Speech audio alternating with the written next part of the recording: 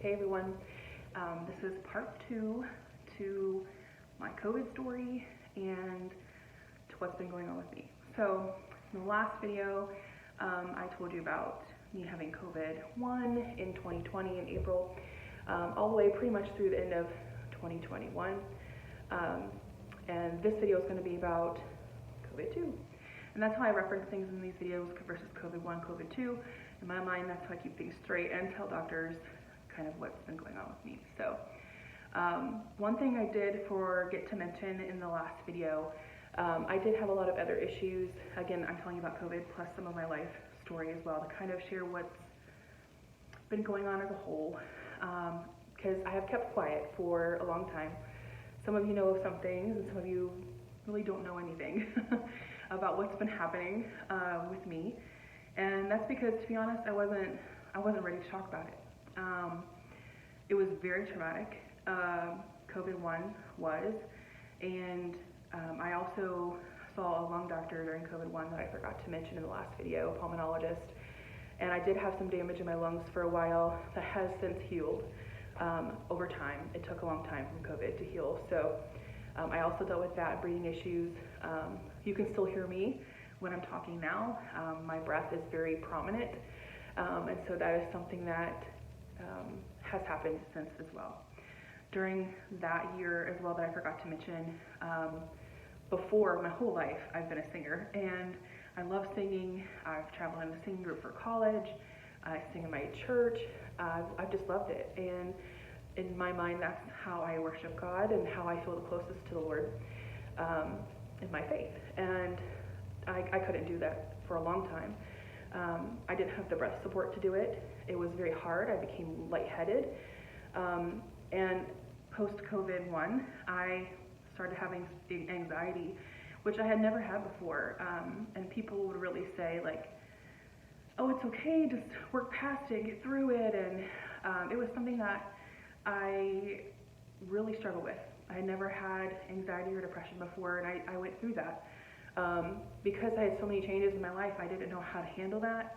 And when you have everything that you love, music, sports, your physical health, and all that taken away from you, it weighs heavily on you. You don't really know what to do. You don't know how to handle that.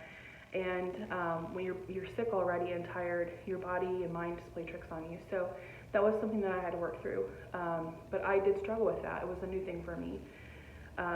So I wasn't able to sing and to get my breath, and I'd stand up there and I'd shake, and I'd feel like I was going to pass out from the anxiety, and so I stopped singing because I couldn't sing, and even sometimes just sitting and singing a hymnal was too much. So it was a big change for me. That was probably one of the biggest, hardest changes for me, was having my music taken away.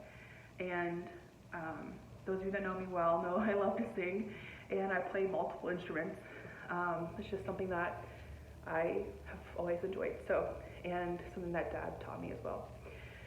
So fast forward to 2021. Throughout that time, everything had been, towards the end, kind of healing, kind of getting a routine. I had medicine from the rheumatologist. I had medicine from the heart doctors. I was finding a new normal with my healthy eating habits, and I was exercising, and even though I had gained some weight from the steroids, I was still feeling a lot healthier. Still very tired, but a lot healthier than I had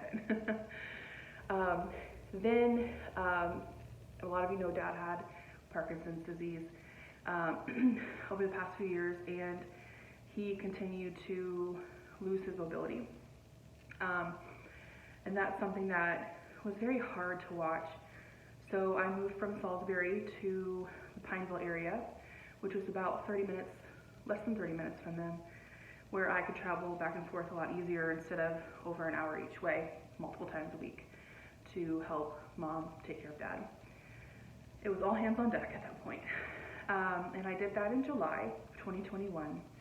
In October, Dad started declining a lot faster, where he would start to fall. He was forming dementia from Parkinson's, which is a common thing, where they forget things except for their passed. It's just like dementia. It's just a form of Parkinson's, that a side effect from it.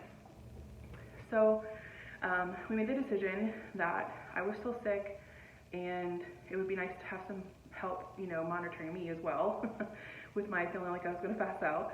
And Dad was so ill, Mom needed some help. She was exhausted. She wasn't getting any sleep.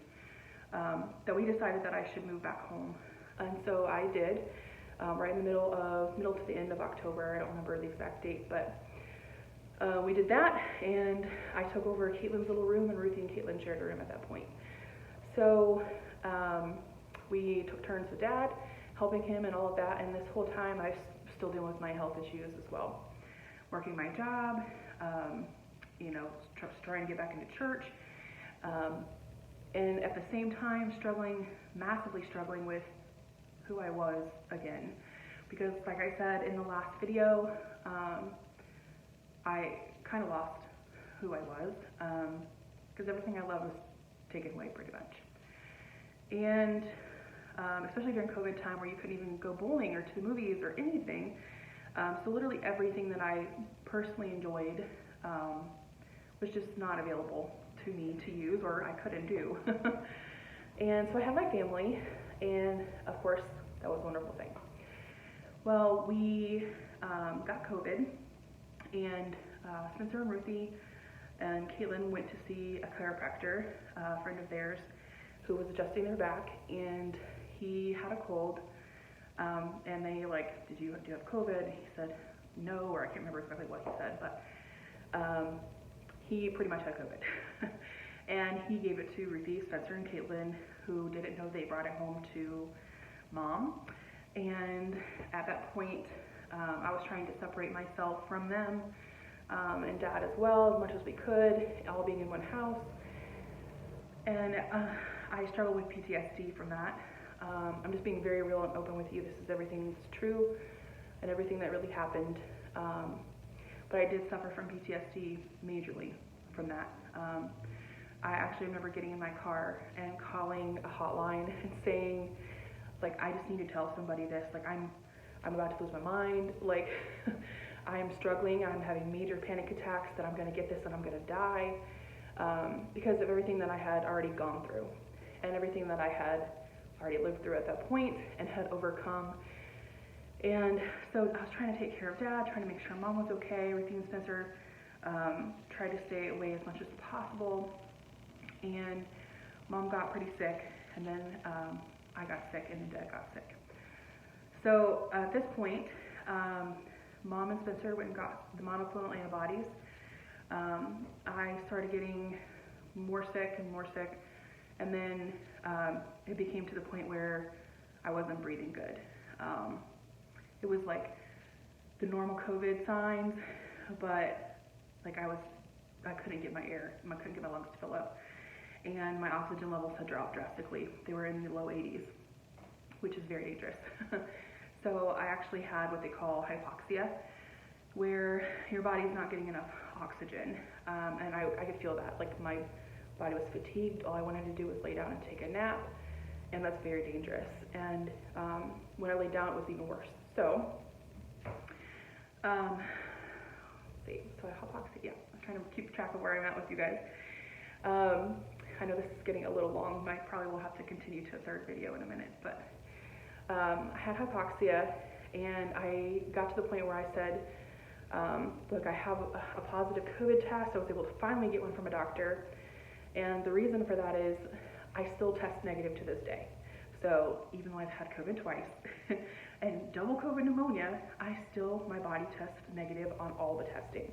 Antibody testing, PCR testing, rapid antigen testing, negative. So it's very odd. Some people are that way, and testing right now is still only the 60th percentile of actually being accurate from a pharmacy standpoint. So that's all I know to tell you about that. But I did have a doctor that was like, yes, I know you're testing negative, but I'm saying you have COVID because you do. So he diagnosed me so I could actually go get the monoclonal antibody treatment. And my oxygen level at that point had to be an 84, or they would decline me and immediately send me via ambulance to the hospital. So in the car, I was sitting there. Spencer drove me because I couldn't drive. I was that ill. it was like 83, 82, 85, 84, and just kept fluctuating. We kept checking it. And so finally, I kept breathing as deep as I could, and I went in, and sure enough, it registered 84 on the dot. So I went in and I got the IV drip where they put the monoclonal antibodies in, and I could feel the antibodies literally going up my arm and into my chest and attacking my chest, and that's the best way to describe that feeling. It felt like a rushing hot sensation where you could feel the warring within your body, in my lungs, my heart area, everywhere. I just felt it in that whole upper chest cavity. So I was like, okay, this is good, this is gonna help. So he drove me back home, and I was really trying to not go to the hospital. And Dad had actually fallen, and he stood up, and we were helping him with his walker to get just kind of walk to the kitchen, try to keep his mobility, and to get some water. And he just dropped. His legs went out from underneath him, and he fell right by the refrigerator. And he'd been doing that. We've been trying to pick him up. So all of us having COVID, and then us women trying to pick him up, 200 and some odd pounds. It was very, very hard. And yeah, it was very hard to see your dad like that. So I'm sorry, I'm getting a little emotional about that. It's still probably one of the hardest memories I have, is seeing my big, tall, strapping dad, who was very strong his whole life, fall on the floor. So, and pick him up like a baby, and him being afraid of you because he didn't know what was going on and he thought you were trying to hurt him. And that's a hard feeling. So we could not pick him up. Mom was yelling for me to come into the kitchen. I had just laid down and I was very ill.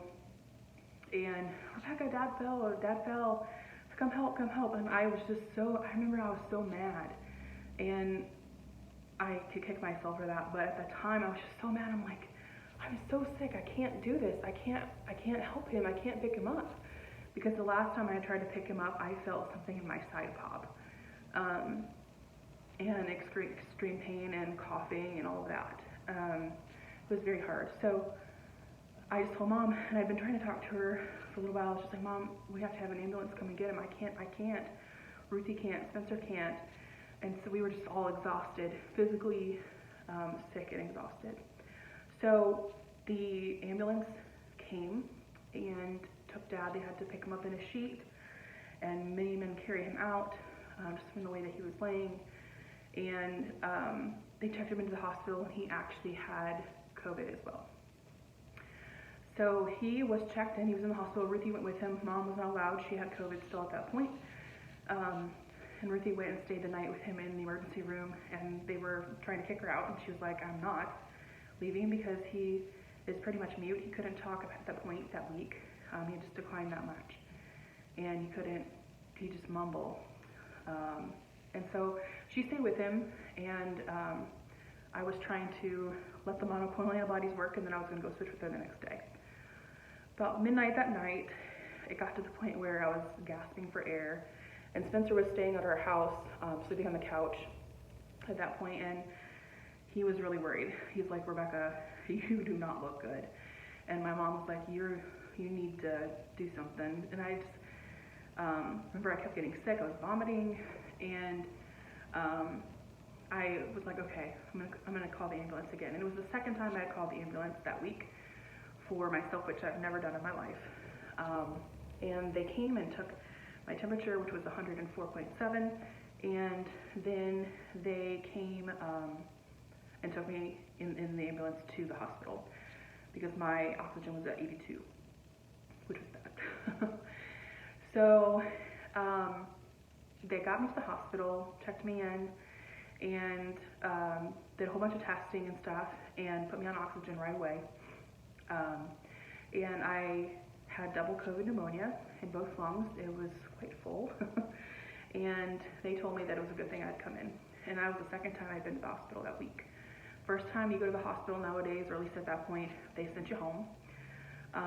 If you were not critically ill or terminally ill or didn't need oxygen. So they said, your oxygen's still low. The first time I was there, they gave me fluids. So you're gonna have to fight it off at home. So after a night in that hospital, I had gone back home, and then that's when the whole monoclonal antibodies and that kind of stuff had happened. So I was in the hospital. They were giving me blood clot shots in my stomach. I still have a bruise to this day, 6 months later from one of them. They were giving heartburn medication because you have severe heartburn, a lot of people when they have COVID, and I did. They were giving a lot of different things to help control my swelling, and I think it just got a little dark in here. I wanted to make sure my light's adjusted for the next video. But I was quite ill, and I just remember being like, please don't let me die, please just keep me safe, keep Dad safe. And come to find out, I was on the 2nd floor, and Dad was in the room right above me on the 3rd floor with COVID as well, and he was not doing well. So this is right before Christmas. I was admitted on the 19th. Dad was admitted on the 19th, and I was admitted on the 20th, I believe. I'll have to double check, but and I was there for multiple days, and so was he. And my liver numbers were through the roof, and they're like, "Did you have high triglycerides?" I was like, "A little, but not too much." And they're like, "Your numbers are like 626. It's insanely high. You have heart attack, stroke levels. We're gonna have to do something about that." And they're like, "And did you know you're diabetic?" And I was like, "What?" I'm not diabetic. And they're like, "Your sugars are really high." And I was like, "I've never been diabetic. I've never been pre-diabetic. I've never had a struggle with sugar ever in my entire life." Let me see if I can adjust this lighting real quick. And so that was very interesting to hear. And because of the length of this video, I'm going to actually go ahead and stop here and continue COVID 2 on another video. So, talk to you soon.